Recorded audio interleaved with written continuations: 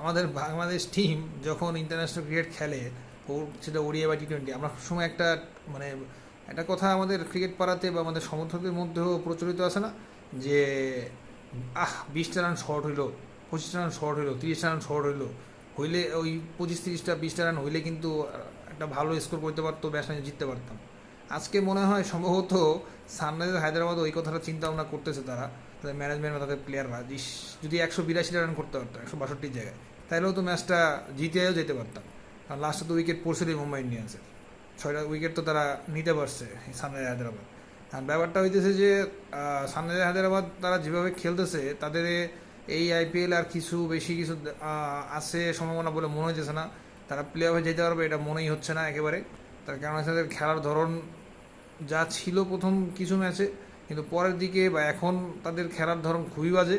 তাদের ব্যাটিং মানে পুরোই চোখের জন্য সমস্যা। তার কারণ হচ্ছে যে চোখের অশান্তি, তার কারণ হলো যে তাদের ব্যাটিং হচ্ছে এখন একদমই খুবই বাজে অবস্থা চলে গেছে।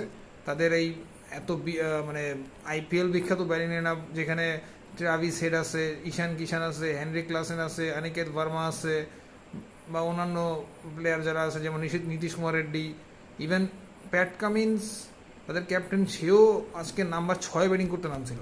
সো এত বড় একটা ব্যাটিং লাইন আপ নিয়ে তারা আজকে মাত্র 162 রান করলো।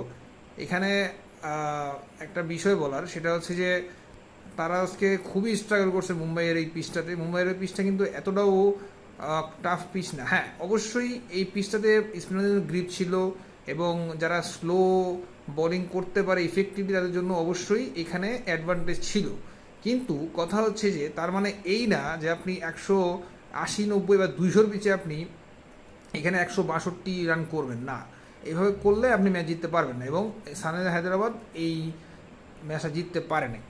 তাদের বোলিংও যে খুব ভালো হয়েছে সেটা বলা যাবে না। হ্যাঁ, 6টা উইকেট তারা খাইছে, কিন্তু 6টা উইকেট যে তারা খাইলো, এর মধ্যে লাস্টের 2টা উইকেট তো তারা একদম 1 রান বাকি থাকতে খাইছে, ঠিক আছে? ততক্ষণে ম্যাচ ডিসাইড হয়ে গেছে।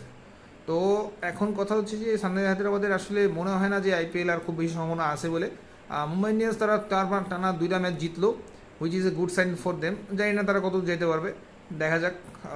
এখনও তারা অনেক পিছনেই আছে।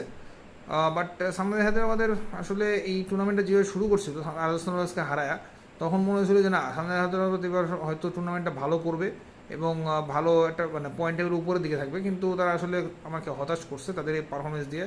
পাশাপাশি মুম্বাই ইন্ডিয়ান্সের আমরা সকলেই জানি যে তাদের আসলে পারফরমেন্স শুরুই হয় প্রথম 5 ম্যাচের পরে। তো যাই হোক, দুই দলের জন্য শুভকামনা থাকলেও তারা ভবিষ্যতে আরও ভালো ম্যাচ খেলবে এবং জিতবে বলে আশা করি।